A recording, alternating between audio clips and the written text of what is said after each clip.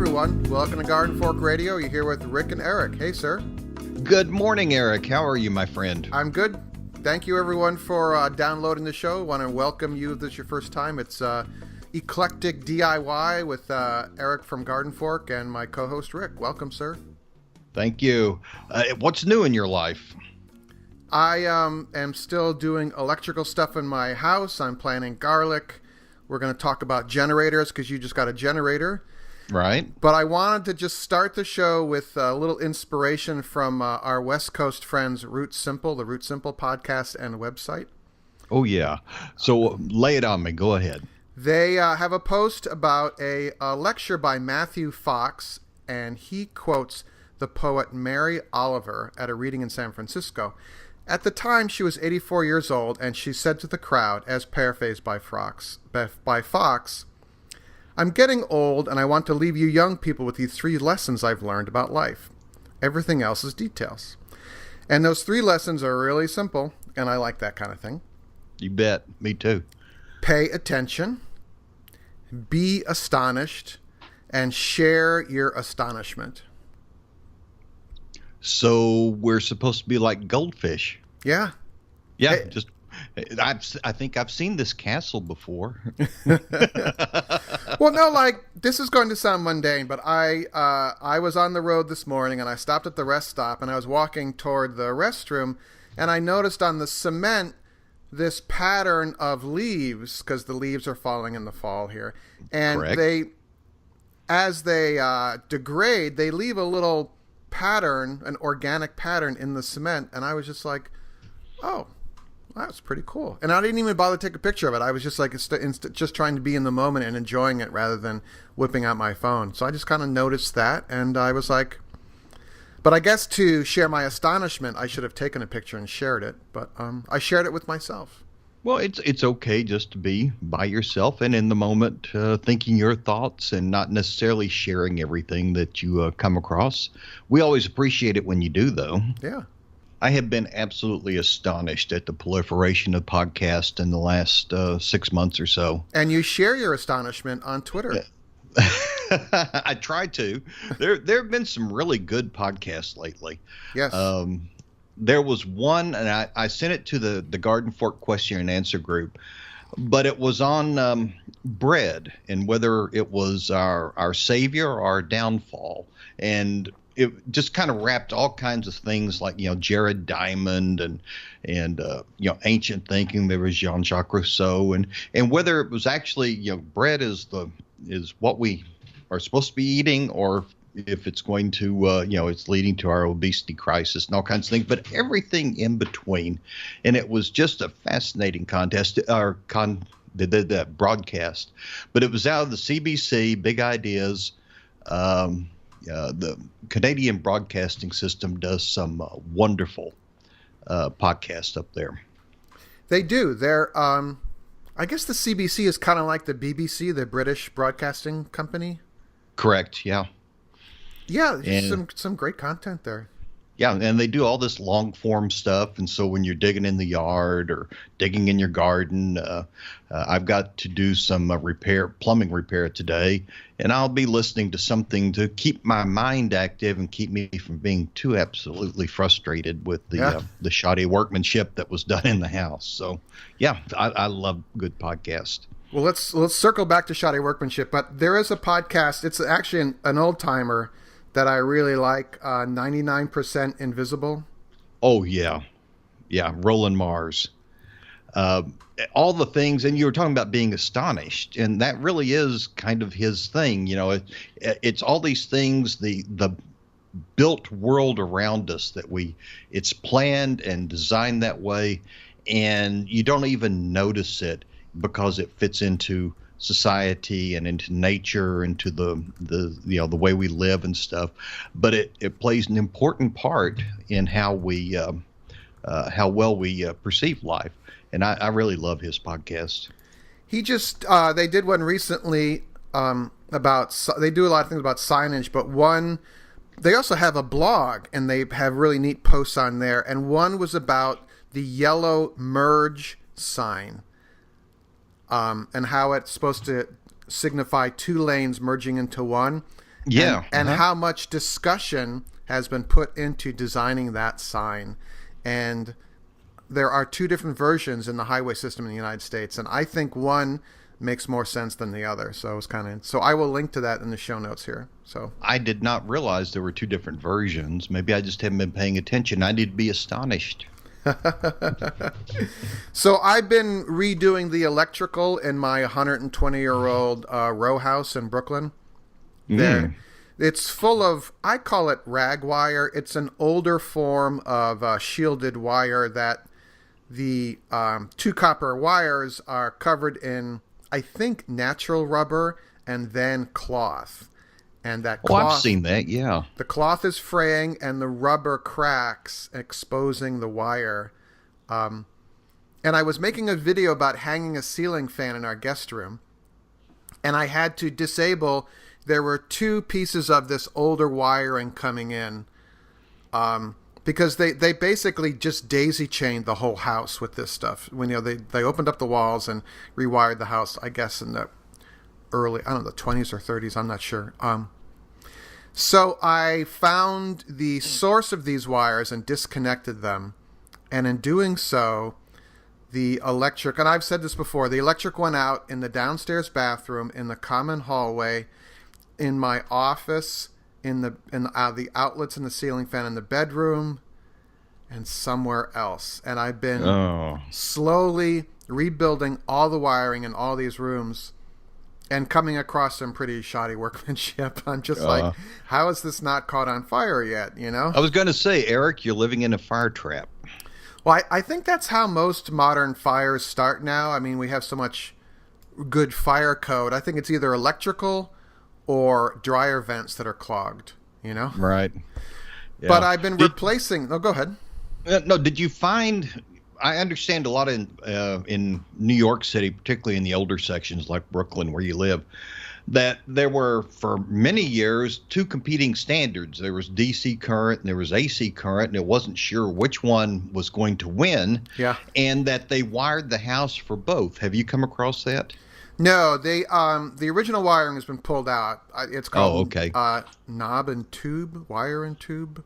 I've run across a couple of the ceramic insulators in the walls, but thankfully not. I used to work in the Macy's headquarters department store, the main one on 34th and 6th Avenue, in their photo department, the catalog photo department.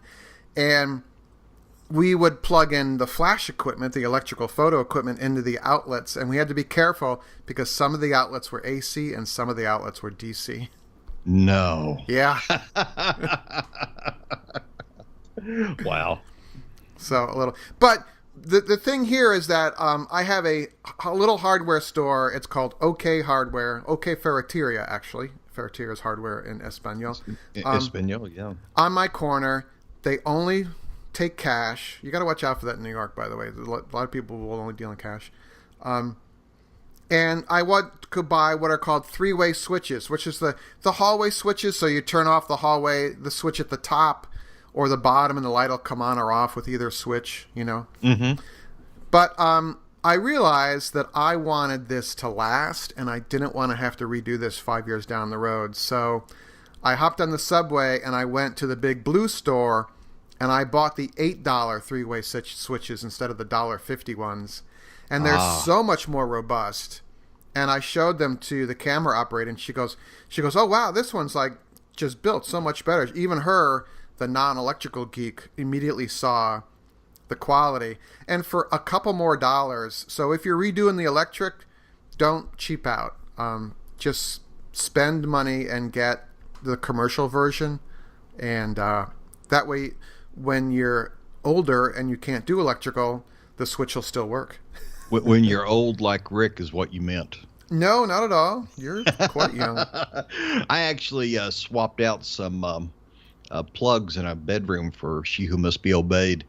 And I came across the same thing in the quality of the plugs. And I was busy picking up the really good ones instead of the 99-cent plugs that they offered at the hardware store.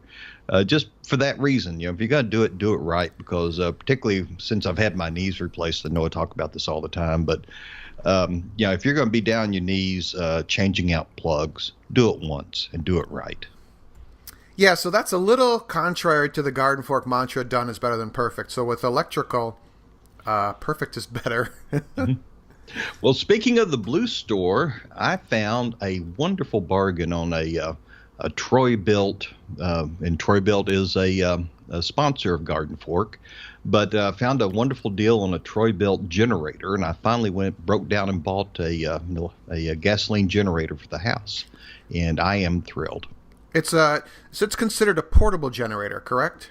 Yeah, it's on wheels, and so Will and I talked about this the last time we talked, but if you kind of need to chain it to something, because it is ultimately very portable, but it has the walk. Yeah, it has about I forget the numbers on it now. I know the starting load was 8K. Oh, that's so plenty. It's plenty big.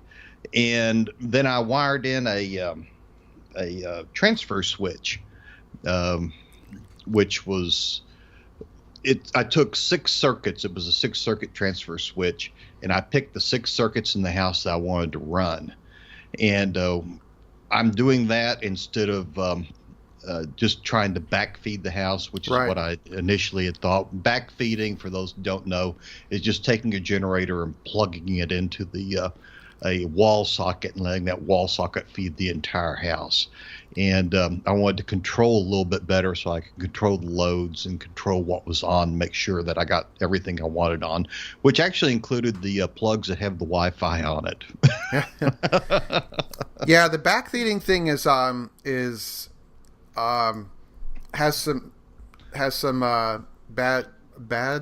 It's not a good thing to do, and it's dangerous. And the transfer switch, what it does is it allows you to safely introduce generator power into your home, and more importantly, not endanger any utility workers that are maybe working on the main wires, because if you don't do it correctly, you can run power from your generator back down those wires, and you could electrocute somebody.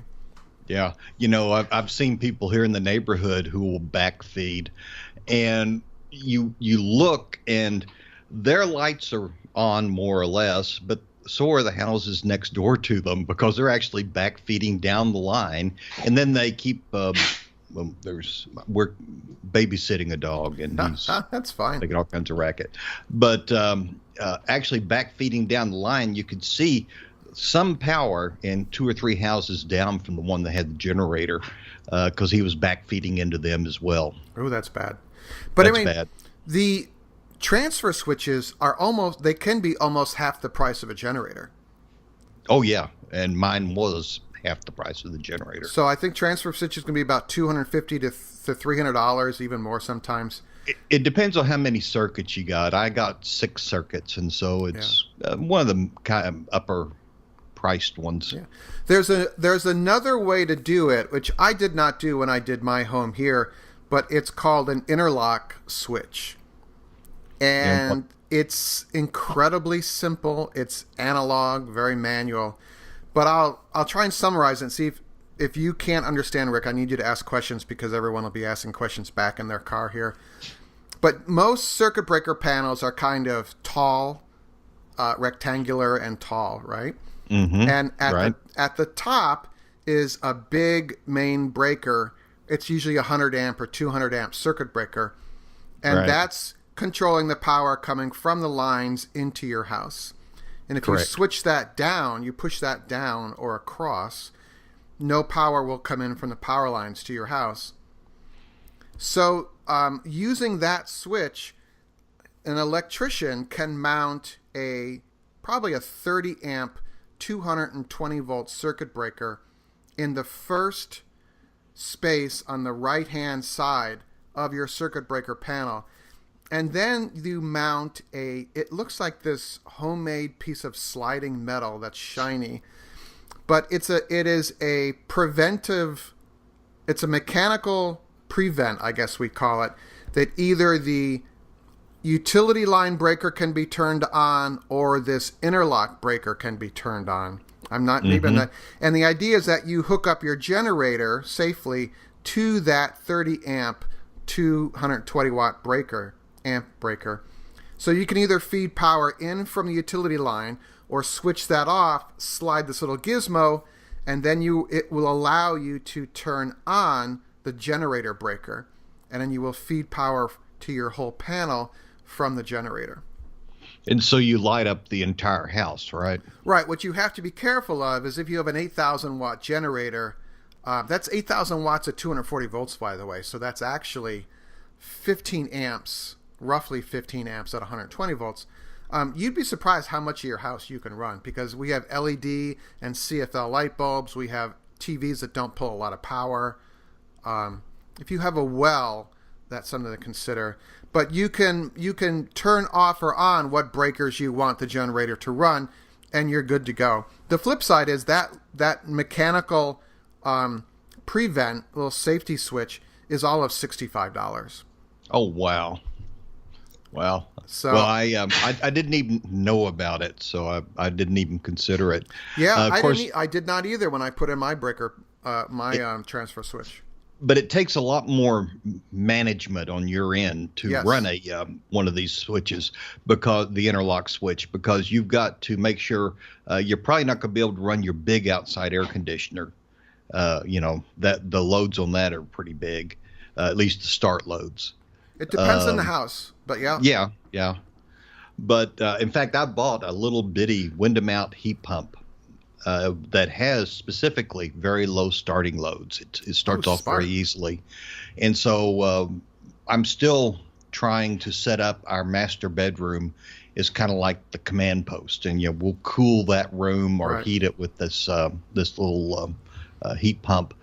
And all the circuits are on in there. And so, we can be pretty comfortable and not have to, air condition the entire house or try to heat the entire house from there, that kind of thing. So you can look out the window for the black helicopters then? Is that Exactly, yeah.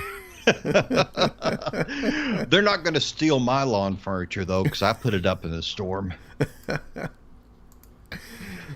Cool. So I got a couple other things I wanted to talk about. Is there anything on your mind, sir? No, sir. Go right ahead. I got my seed garlic from Filaree Farm. And I finally found, I planted garlic last year, I harvested it, and 2 of the rows, the garlic was quite small, and I was like, which variety is this? And I couldn't remember. And I knew I had written it down and made a little map, and I was like, but the problem is, where did I put it? And I found it, after I pulled all the garlic and gave a lot of it away, I found the map, and I had stuck it on a nail right over the basement door.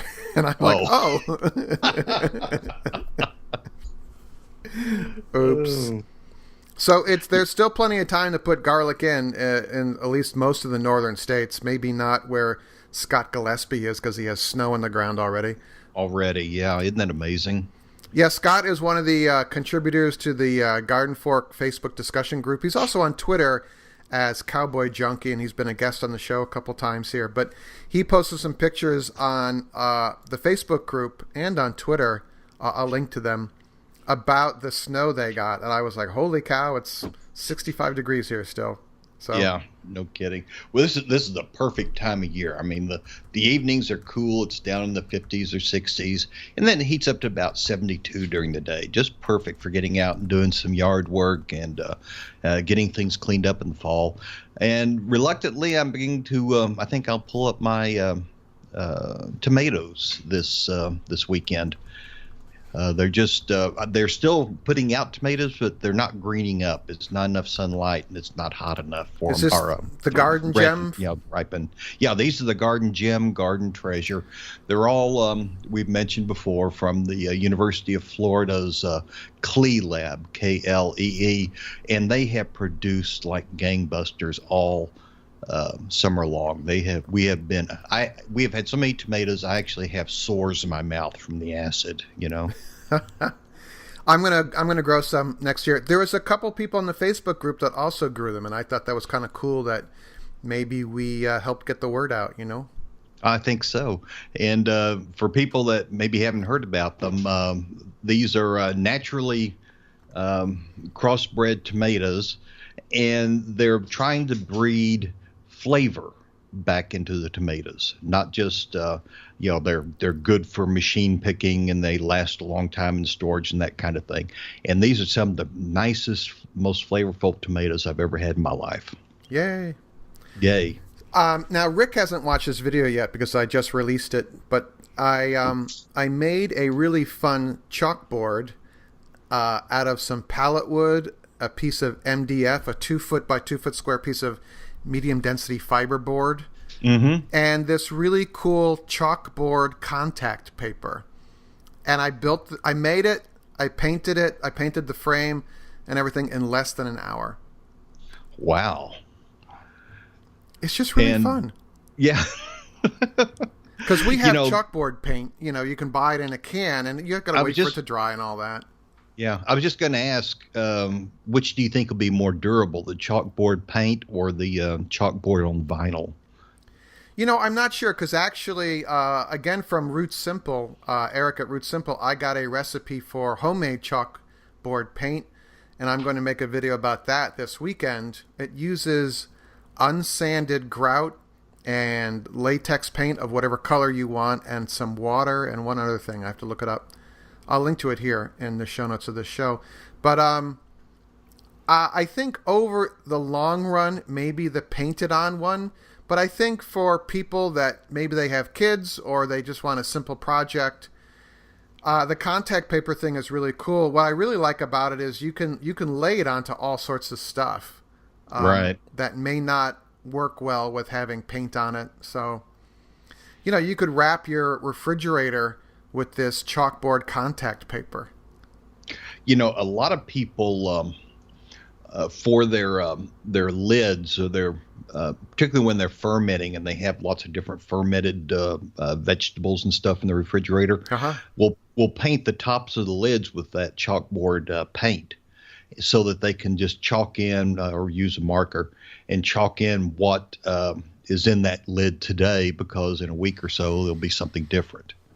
Wow. And I thought that was kind of an interesting way to do it. I did not know that. So now we can hashtag fermentation in this show. So. and I'm starting, of course, I've been doing my own homemade yogurt.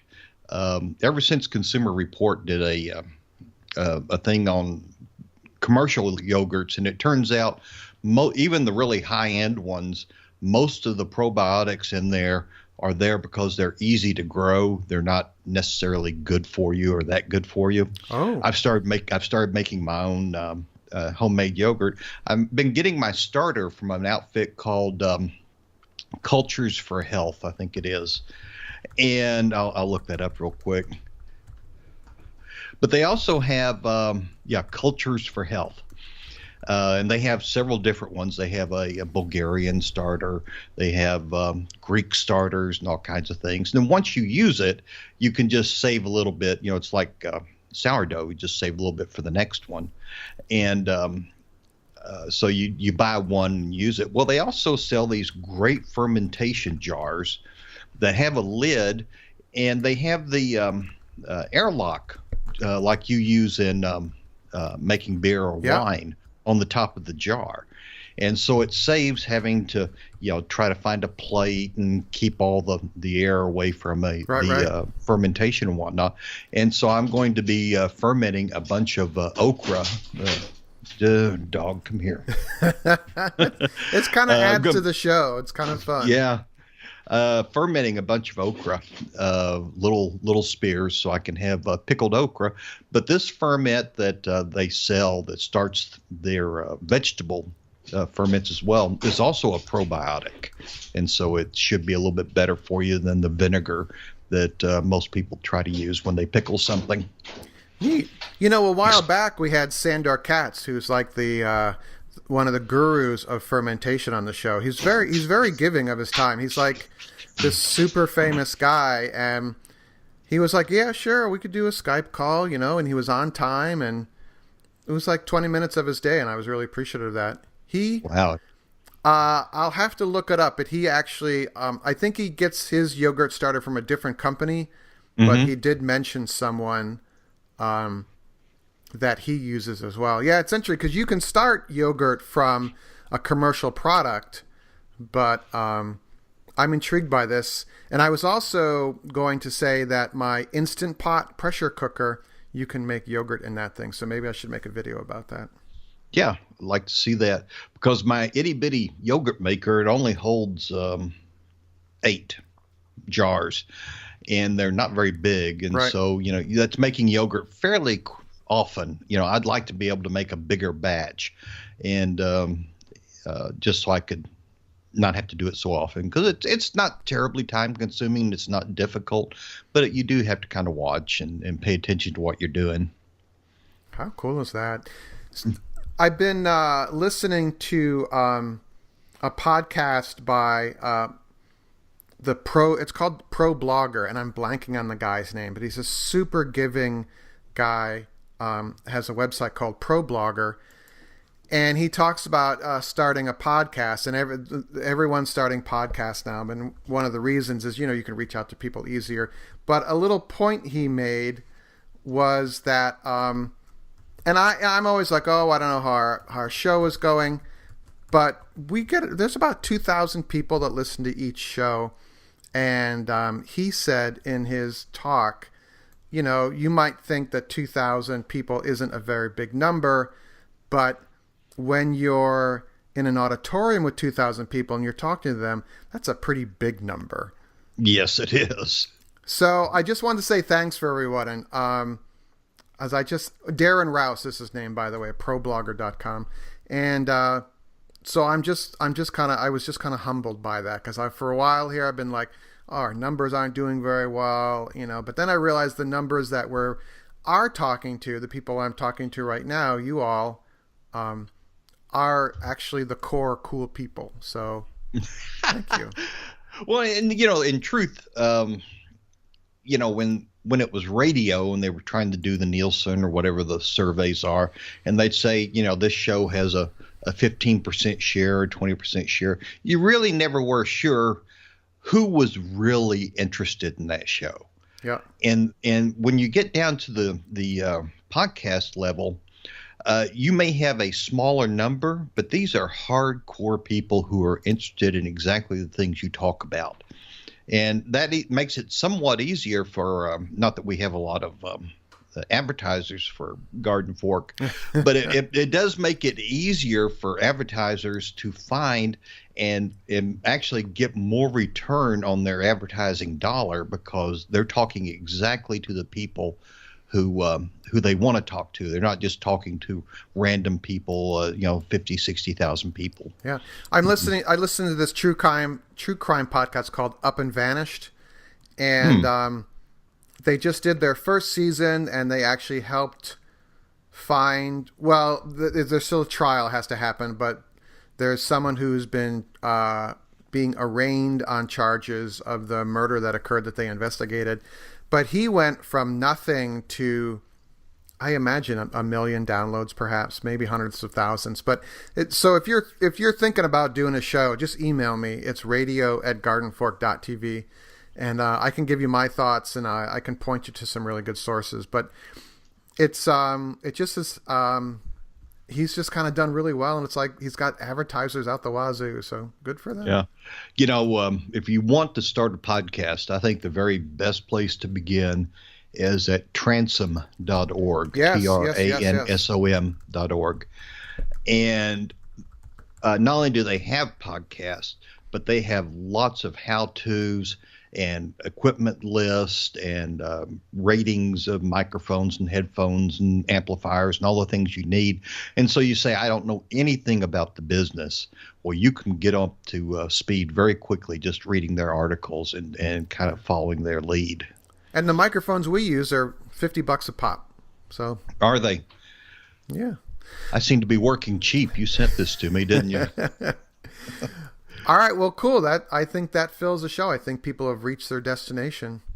Maybe so. I did want to talk about the Patreon thing, though. Oh yeah. Thank you for reminding me. I don't know if you all know, but Garden Fork has a Patreon page. We ask if people want to consider doing an ongoing donation to Garden Fork, an ongoing contribution, kind of like in the NPR PBS model. And I asked for $3 a month, so that's about $36 a year, which is like a magazine subscription. It's probably a third of your cable bill, your monthly cable bill. And one of the things that people get from that, first of all, I post some patron-only posts that are emailed directly to patrons. And at least once a month, I do a video blog from a slice of Eric's life. There's sometimes where I get a little weird about sharing just how much of my life do I share. So I just kind of pull out the phone and when I'm doing something and I share kind of behind the scenes of Eric's life. So those are only for patrons, but I was thinking about sending in an email to people asking about it, and I might link to one of the video blogs to show people what they will get. And Rick is a patron, and actually Scott Gillespie, Mr. Cowboy Junkie, is a patron as well. So that's right. Of course, the idea, if you're not familiar with Patreon, is you start a subscription, and there are all kinds of people you can be a patron of. I started to say patronize, but that sounds terrible. That you can be a patron of. And I actually support maybe 10 different independent individuals who are making great content. So if you'd like to support Eric, Patreon, Patreon, and see if you can't, shake loose about a cup of coffee a month to help support Eric in this Garden Fork effort. Thank you. And Rick works for free, so it's great. Rick just likes to hear his own voice. Yeah. All right, everyone, if you have any questions, it's radio@gardenfork.tv. And I appreciate you downloading the show and always like to hear from y'all. So go out and make it a great day and share your astonishment, all right? Okay. Talk to you later, my friend. See ya. Bye-bye.